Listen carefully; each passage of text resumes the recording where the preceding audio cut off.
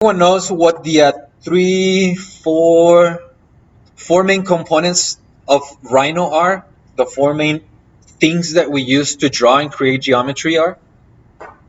And their name in Rhino? How Rhino refers to them? All right. All right. So I hear curves, which is one of them. Solids, which is another one. What are the other two?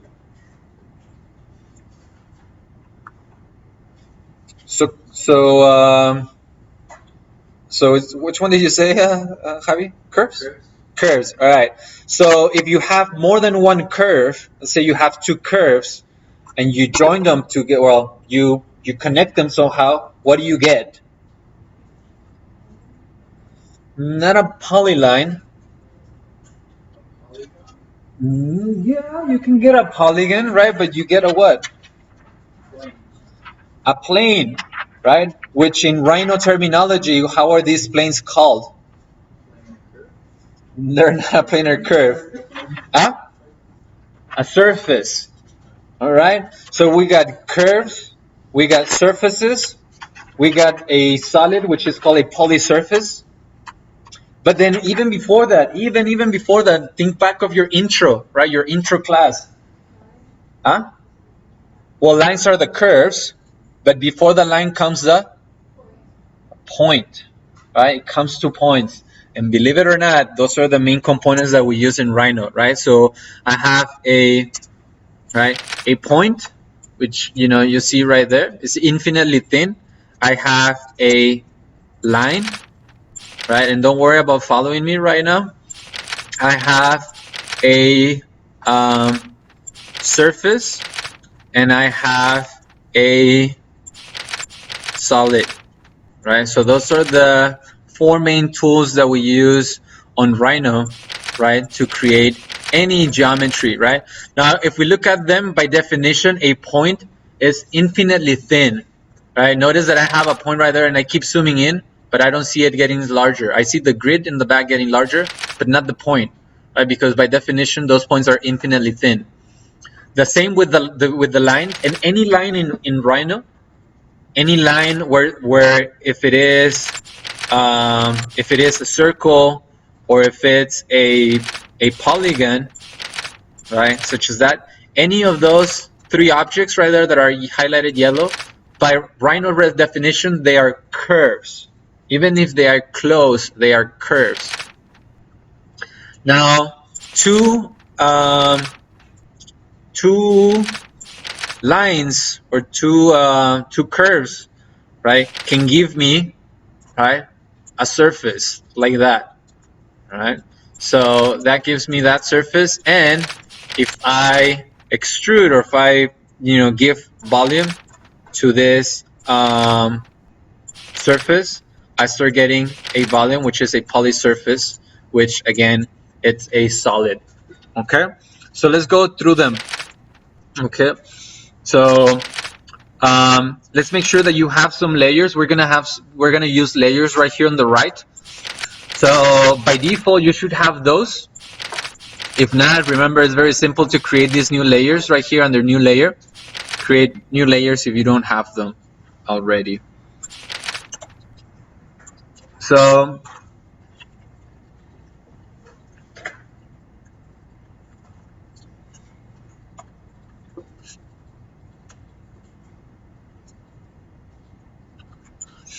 all right, so the first thing, right, if we type points, well, let's actually go ahead and type point, singular, right? Point, P-O-I-N-T. You see that I can do a point. If I do a right click, I can do another point. Right click, point, right click, point, right click, point, right click, point, right click, point. Now that's good and all, but it's a little bit slower, right? So if I actually type points plural, I can do as many points as I desire, and I create that. All right, so let's do some points right there.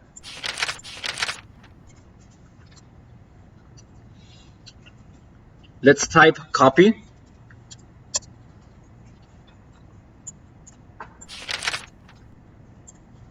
And I'm going to copy those points right here to the right.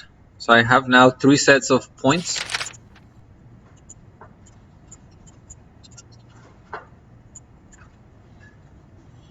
Oh, and you're welcome to, you know, just take notes for any of these commands. Just take note of the steps, right? There's some sort of a procedure for some of these actions. All right, so we got points, and we can use those points to connect them with lines or curves. For that, make sure that your OSNAP, right, and that OSNAP is this tool right here on the bottom. For you, it should be on the bottom of your screen, and it says OSNAP for Object Snap. Make sure that that's on or thicken, so it goes thicker, and it shows it has a blue tint to it. Additionally, make sure that point is checked right here. This area right here, there should say point. Make sure that it's checked.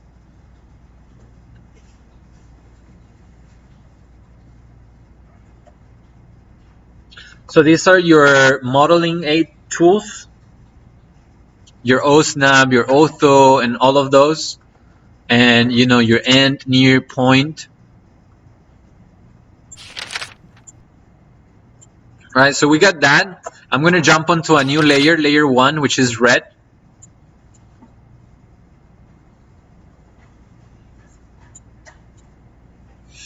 And again, if I type line,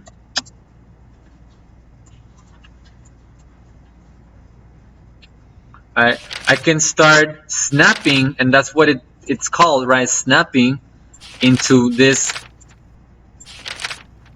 cloud of points that I have right there. But notice that I'm using the line command, so I have to go very slowly, right? Because I do one line segment and then the command exits.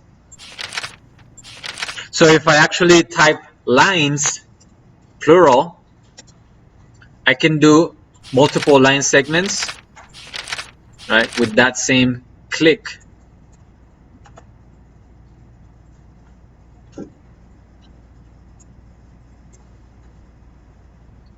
Right, so if I use the lines,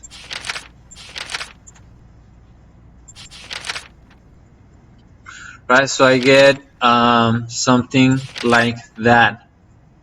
So I have a series of points that are connected with a series of line segments. However, if I click through each of these lines right here, I can see that they're actually not connected.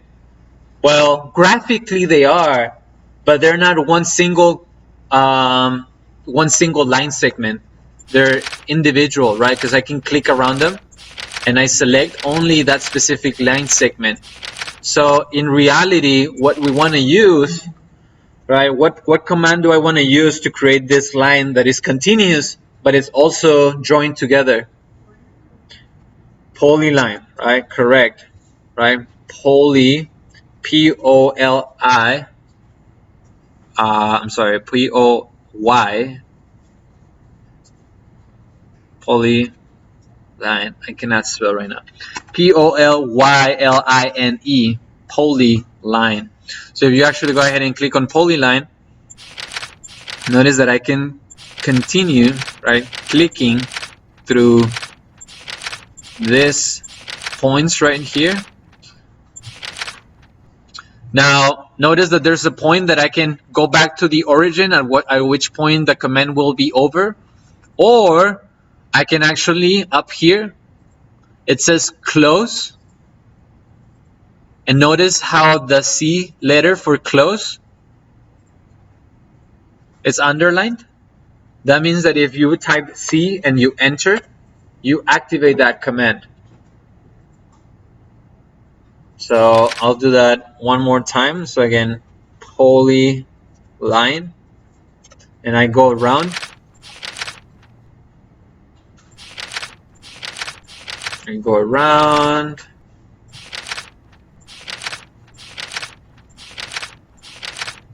And again, once you can do it at any point, right? But I reached the point that I'm going back to the origin. Again, you have all this series of extra steps that you can, actions that you can perform within this command, right? But if I press the letters, or if I type the letter C and I press enter, it closes it. Yeah, so far so good.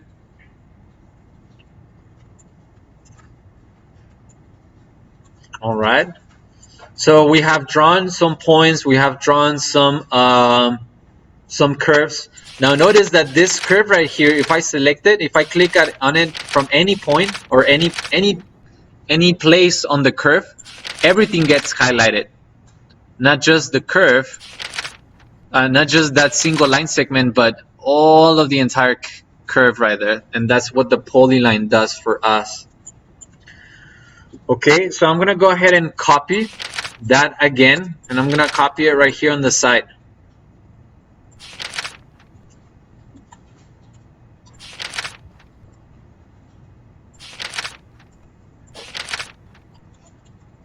All right, so I have that right there on the side. I'm gonna go ahead and delete that poly surface right there so that I keep the point cloud.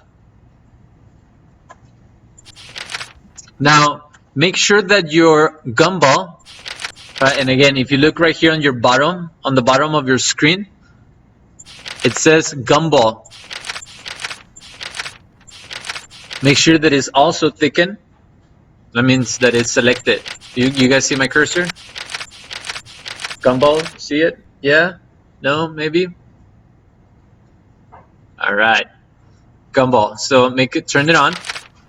So gumball, what gumball does, and anything that you click, it gives you that those three axes, those three arrows. That's kind of like an apparatus right there. It's kind of like this tool that on anything that you click on, right, it gives you that gumball object, which is centered on whatever you select. Now I want you to select each point and give it a different elevation using the gumball, right? So we can start doing kind of that right there, that right there.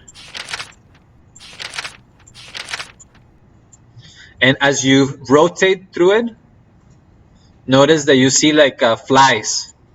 You have like some flies right there on the screen. Right, those are your points that now have different elevations.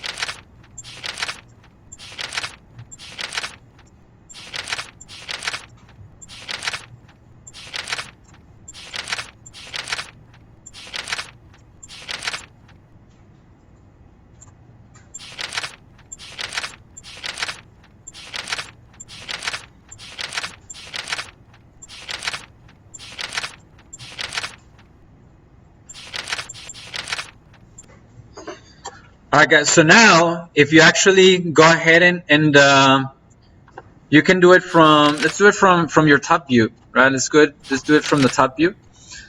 Right, go back to that cloud of points, and again, if we type polyline one more time, and I'm gonna try to go back and follow, right, the steps, or follow the same form that I have right there on the left.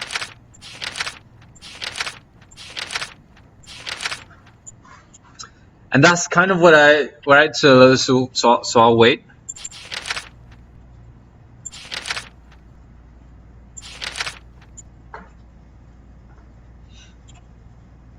So that when you look at it from your perspective, right, you start getting this very, I guess, complex or intricate form, right? You start getting sort of like that weaving versus that flat look that we have right there on the left.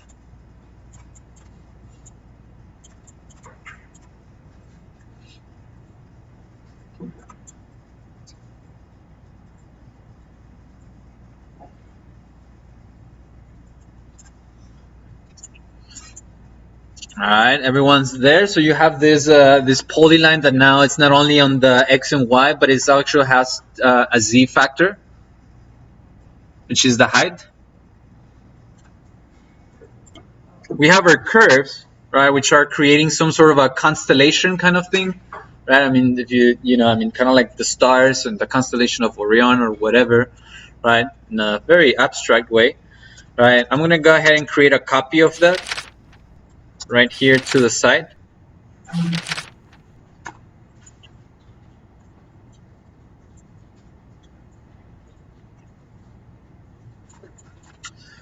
And the next command is called surface point, right?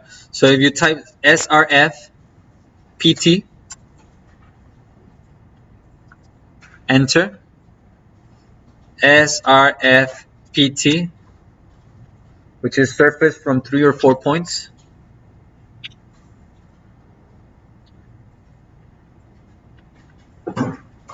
srf pt.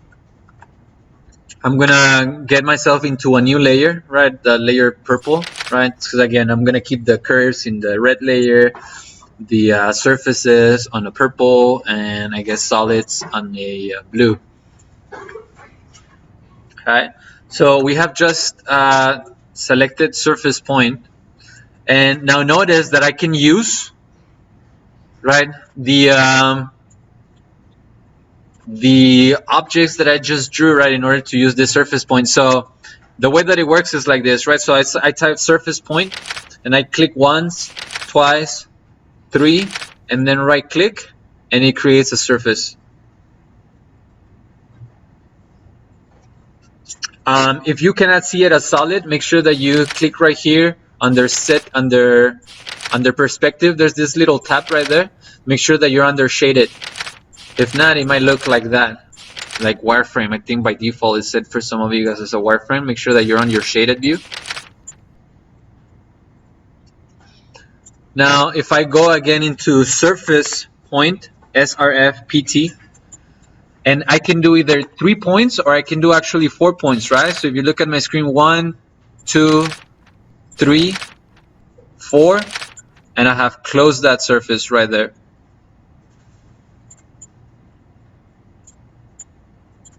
So let's go ahead and finish this one right here, right? So 1, 2, 3, enter.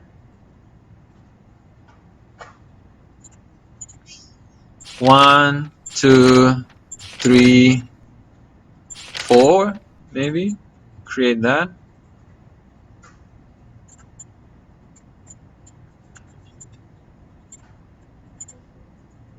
One, 2, 3. In practice, using both 3 or 4 points.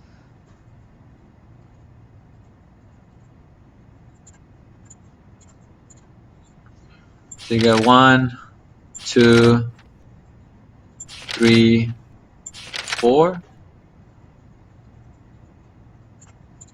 You got 1, 2, 3. Enter.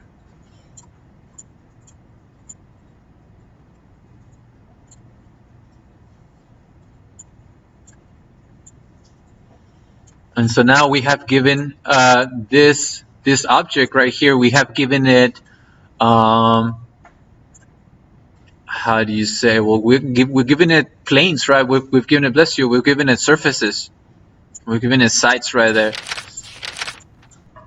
Now notice that each of these ones though are a different surface. They're not connected they're only connected visually, but they're not joined in any way, right? So I'm gonna maybe pause it right there so I can maybe see how. Now let's talk about joining stuff, right? Because it's also really important, right? So let's talk about joining, and then let's talk about selections. Okay, so go ahead and within the poly surfaces that you created right now, and I'm talking plural because you created a number of surfaces. Go ahead and select one, right? And if you go ahead and select the other one, notice that the other one gets unselected. But what if you actually want to select more than one, right? Well, if you select one, you hold shift and you click around, right? Go ahead and select all the surfaces that you have just created without selecting the points or without selecting the curves that help you construct it.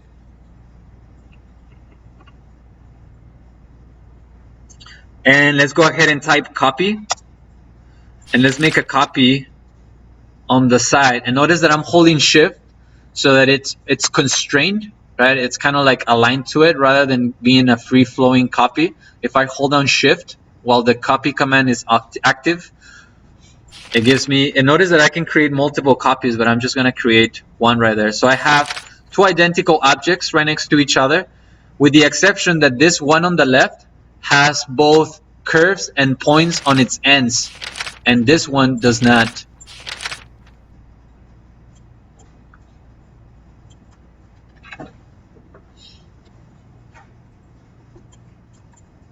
Now, for the next part that we're going to do, it's important that all of this is joined, okay? So if you go ahead and select one surface and you control or shift, I'm sorry, select another one, and you go ahead and type join, enter, they should be joined. Whoops. Right? So I select the ones that I just joined, I hold shift and I select another one and I right click, and it should join them again. Right? I select the joints that I have right now, hold shift and select another one, right click, and it joins them. So I'm basically joining every surface right next to its adjacent ones. So I have a group of surfaces, hold shift, select another one, type join, enter. I have a group of joined surfaces, I hold shift, select another one, I do right click, and it joins them. One more, right click, join. As so that I click on any surface, all of them get highlighted because they are joined. Right, so you can see all of the sequence, right, from the points to single curves to polylines, right, to changing the points in the z-axis, to creating surfaces from 3 to 4 points, to joining them. And then now, what I'd like for us to look at is, it's called that direct selection tool. And I see all of those notes going on furiously right now, which is good, right? Because this actually does require some sort of a procedure right here. So this is called the direct selection tool. So once we have welded everything, or joined them is the right term, what if I want to select that point right there and I want to move it so that I can edit more this form, right? Or I select that right there and I can move it, right? So I create that. How can we do that, right? Well, that's again the direct selection tool. So how this works is you hold Control Shift, and you click on either the edge right there, and notice that this menu is, so look at my screen for right now. So if I hold Control Shift and I click on that vertex right there, notice that there's a menu that is going to pop out that is asking me, hey Munoz, what are you talking about? Are you talking about, and let me make this bigger right here. Are you talking about a vertex? And notice that there's some white highlights as you scroll through it, right? Are you talking about a vertex? Are you talking about an edge? Or are you talking about the other edge? Or none? What I actually want to select is the polysurface vertex. Once that's highlighted, I can use the gumball to move it. So go ahead and try that, right? To select some of the vertices, right? So again, Control Shift, click on a corner right there, select the vertex, and go ahead and move it.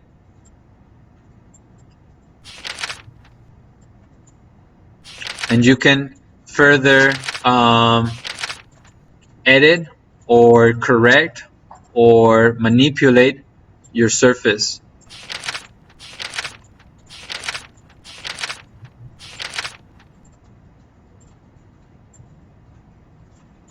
So again, and the fun part is when you pick one that is actually inside, like that one, right? That vertex right there, it actually shares 1, 2, 3, 4 surfaces share that vertex right there. So if I direct select it, right, and I actually edit it, Notice how the entire canopy rises. Alright, so again, if you look at my screen right here, so if you pick a point, right, where there's more than one vertices colliding together, you select that vertex, right? You can increase or decrease that right there.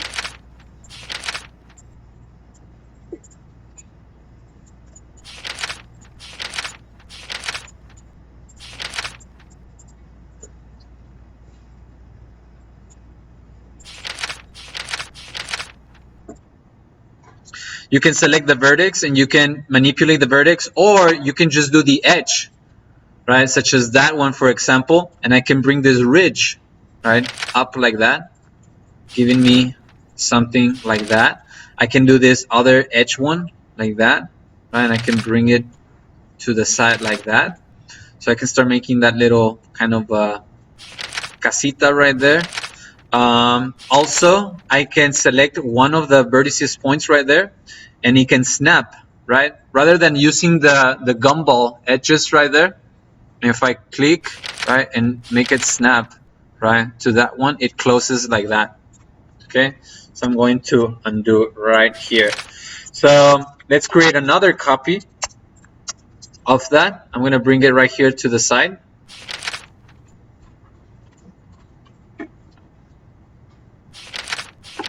And now this is where, again, things start taking in a very different direction when you're working in your studio projects, right? You model something on the computer, right, and it looks great.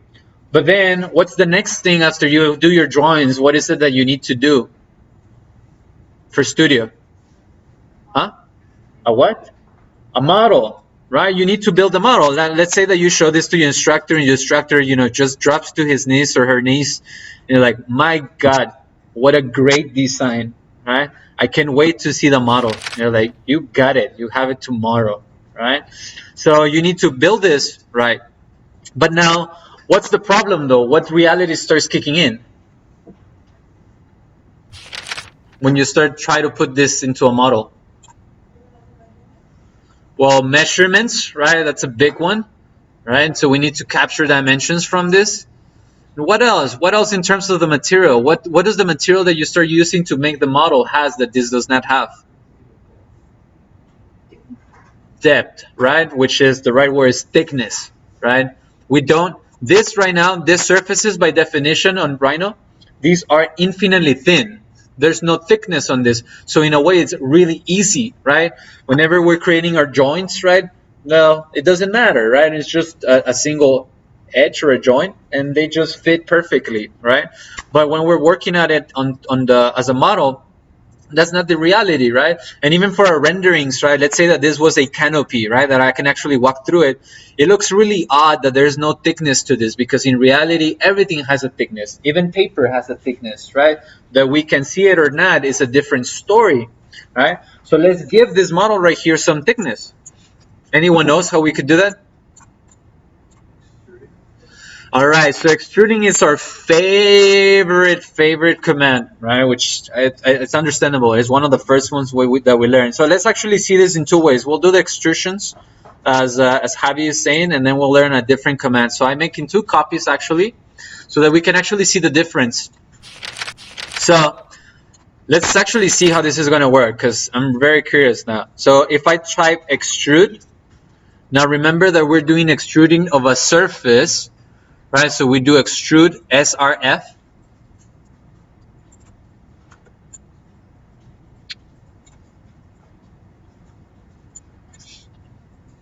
And I select, right? Let's say that I select all of the surfaces right here from one of the copies that I made, like that. You see it? And before I do that, I'm going to go into the right layer. So I go into my blue layer, because that's going to be my solids. I select all of the surfaces that I want to extrude, which are all of the surfaces from one of the forms right there. And I do right click, enter. Now notice that I start getting that right there. All right, so let's say maybe I'll do something like that.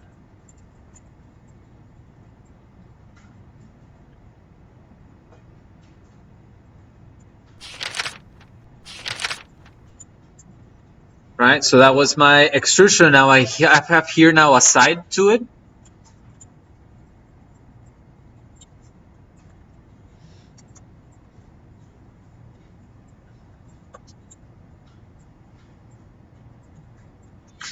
But this extrusion, right? This extrusion command, it's speaky, right? And it's not actually very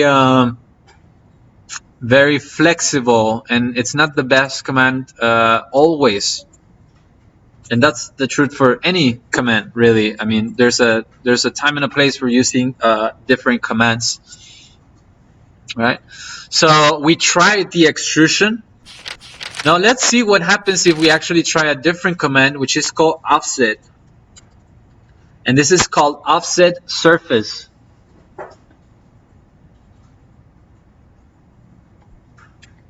So the one, we extruded the surface, and then this next one we're doing an offset for the surface. Now notice that immediately I select the surface that I want to offset, and immediately everything gets highlighted. I do a right click, right? And those arrows appear. If you left click on them, notice the direction of them changes. What does that direction mean? The direction where it's going to offset. But let's see. So on the second one, we are going to do an offset of the surface, right? So again, I type offset, and then we go to offset SRF. I select that poly surface, and immediately we see that everything gets highlighted, and we don't need to manually select them. So I click enter. Again, those arrows pop up. If I do a left click on them, it just switches the direction where this is going to be offsetted to, right? Right now, notice right up here, up, right? This is distance. That's the distance of how much this is going to offset by. So if you actually click on it, and I'm going to change that to maybe at least a 1 so that we can actually see better, and then enter. Notice that the command's still active. Notice that solid is set to yes. We want it to be yes. Now let's go ahead and enter. Notice that we get a thickness throughout. Now what's interesting of this is that there's a thickness everywhere, and it's even.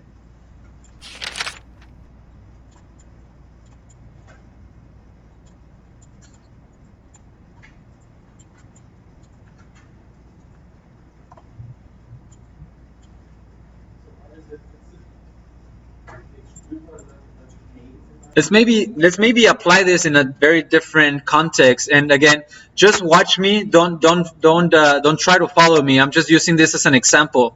And I'm going to use Jackie's question in terms of her project. Let's say that she was trying to do some sort of a canopy, right? So if you look at my screen, you know, I'm just going to create a curve, right? I don't know. Let's say that we have something kind of like that, right? And that's our canopy. Let's say that maybe we even make it a little bit more interesting, you know, and we give it some more character, right? We start kind of doing that right there, right?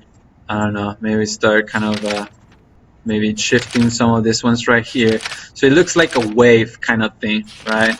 And you know, I mean, start doing that right there.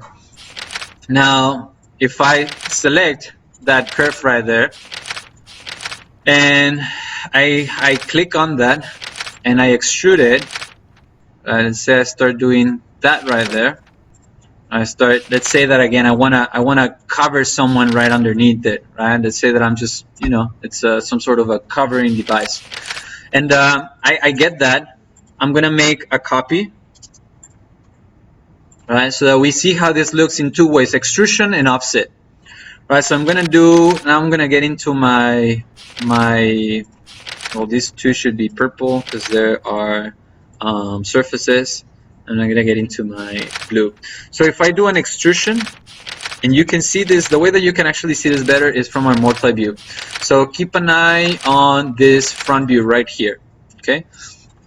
So I'm gonna extrude that surface, right there, and I give it that, let's say maybe that thickness right there, which is about, let's say a 1, enter. So I extruded that a 1. Now what's really odd about this is this moments right here. You see how there's the 1, and I'm looking at this screen right here. There's the 1 right there.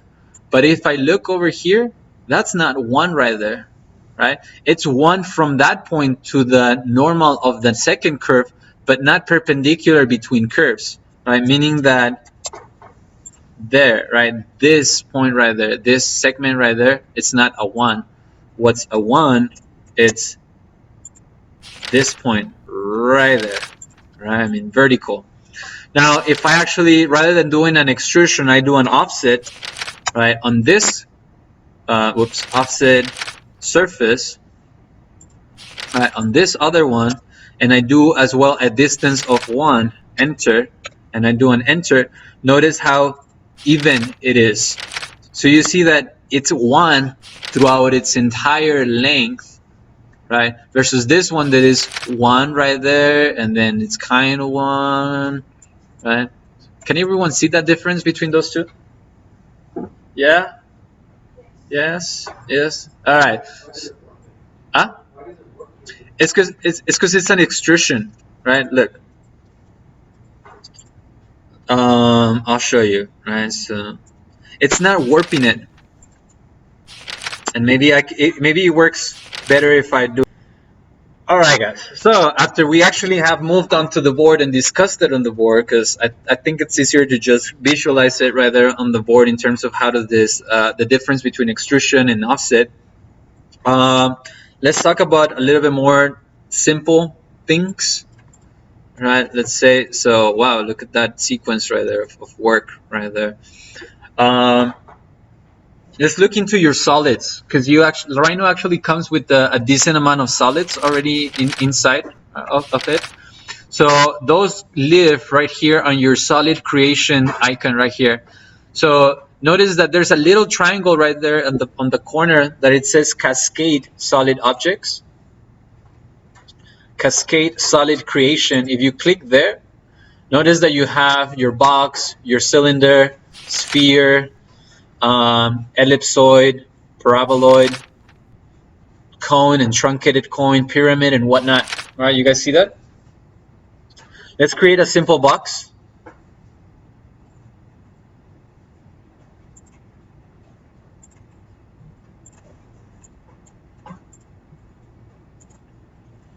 Let's create a box. Let's create a number of solids actually, right? Let's create a box. Let's create a cylinder so that you get a feel for how these work, right? So create one right there. You know, you can create more. You know, create some solids right here, kind of like if it was a little kiddo parts, like when you were little, right? I mean that you have like this different geometric forms and you kind of can play with them, right? So box right there, a prism right there, a cylinder, another cylinder but really squat, right? Let's do a sphere. All right, we got sphere right there. Let's do a ellipsoid. Let's see, I don't think I've ever used that before, right? So it kind of creates that. Oh, it makes like an egg, I guess. Okay, sure, why not?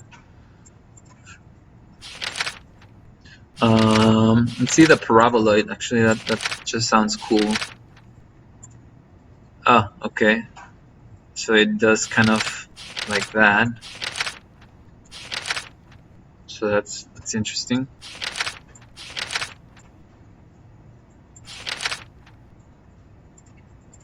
Let's try a cone.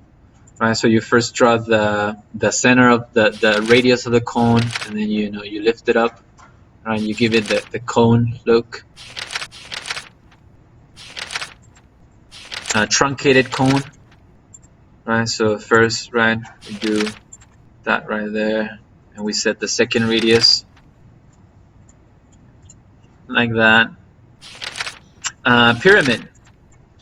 Notice that it says number of sides of the pyramid. Right now it's set to 3, right? So it's a triangular pyramid, right? So start doing that right there. If I right click and I click a number of sides and I select actually 4, right, it creates a 4-sided pyramid.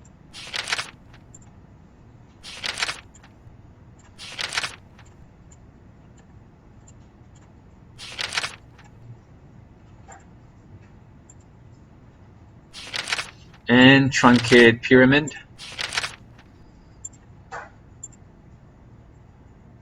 Start creating something like that.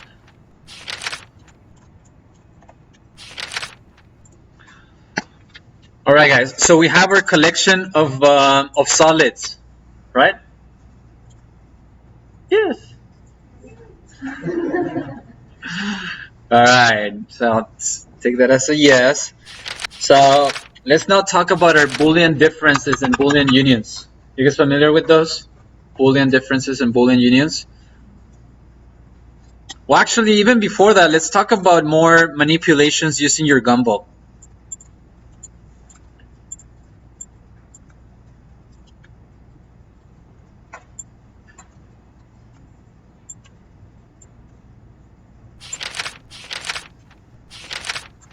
So here, guys, if you look at my screen real quick.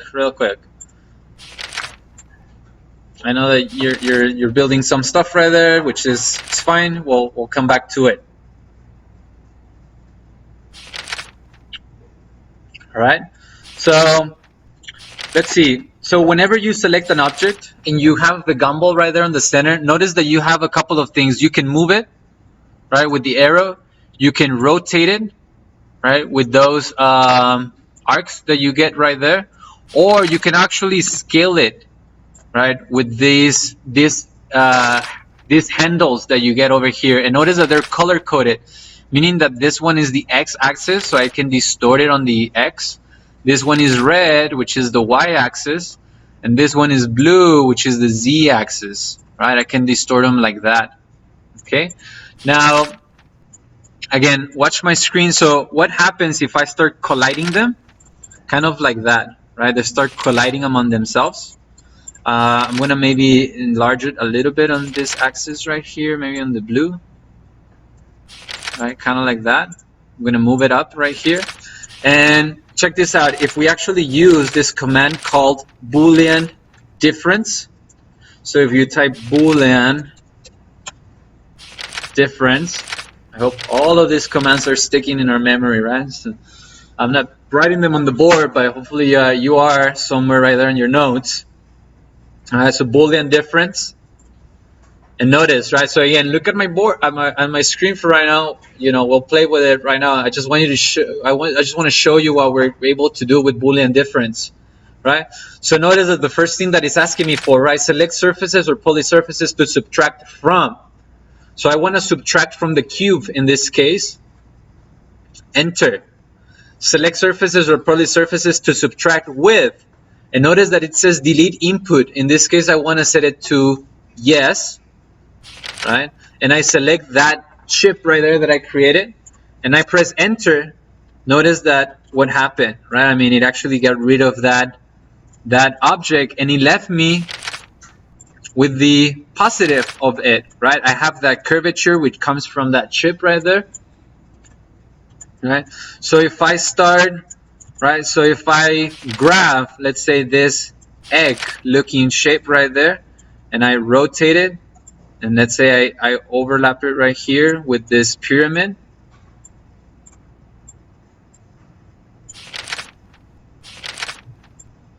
Right? And again, I do Boolean difference, subtract from that one with this one, enter. I start getting things like that. Hey, that's actually pretty cool. I mean, it gave me that kind of like truncated pyramid, right? But with the bowl inside of it. Now, it started being really fun when you start flipping these pyramids. And, well, depends on your definition of fun, right? But when you start overlapping them in other forms, right, in other shapes,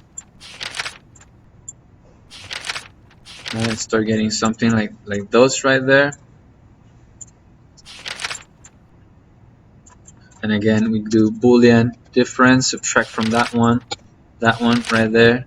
We start getting, you know, some interesting forms, or vice versa, right? I can actually subtract, right, Boolean difference from that one using that one right there, and I start getting that that kind of form right there. Yes, Noemi.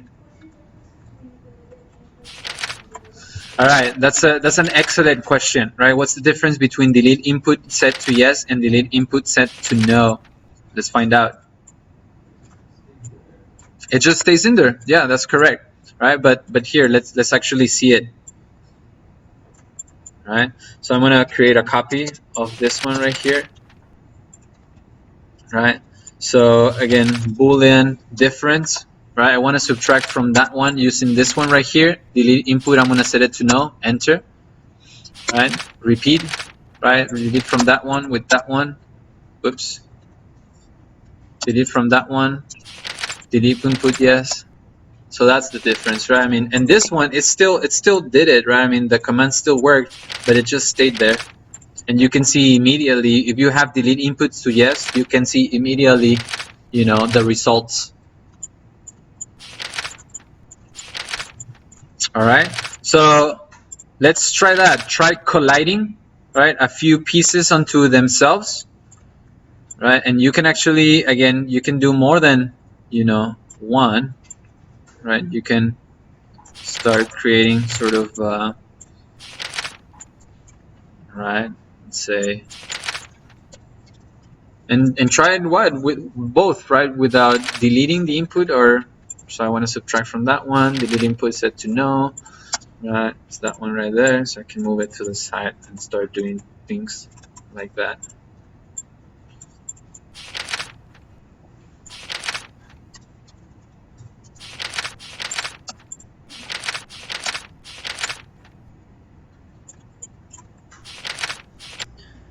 I think some of us, right? I mean, like, hey, how do I bring this cylinder? How do I bring this cylinder somewhere over here, right? I mean, right next to this pyramid, let's say, right? Like, how do I know? Well, number one, the OSNAP can help us, but in order to get it right, use your multi-views, right? And it's easier if you actually maybe approach it, right, from the, let's say, the top, right? Or like it actually looks like it's already there. Right, it's right on top of it, right? So I can actually do that, lower it right there. I can see how it's looking right here from the right side. If I actually want to bring it maybe down this end right there. So using your multi-views can really help us. And not only that, but it's going to train you, right? It's going to train you to actually, you know, this exercise that we did by hand, I asked you to draw this object from multiple views, and you were like, oh my God, how do I do that? Rhino helps us actually beat it.